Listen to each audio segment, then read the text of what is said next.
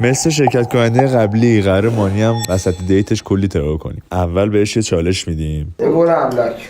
نه نمیگم حاجی. بگو دیگه فایل نخورده برید شما. و حتی با یکی از دخترای پشت پرده هم هماهنگ کردیم که حسابی مانی رو اذیت کنه. اسم من ایمانوسه و به دیت بازی خوش اومدیم.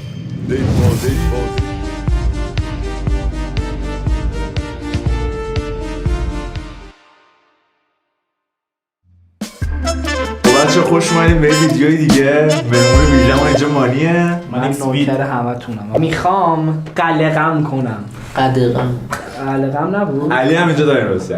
علی پرشین افتخار داد اومد. آقا داشمی. آقا امیر گل. داشمی گل. امین. آقا امیر گل.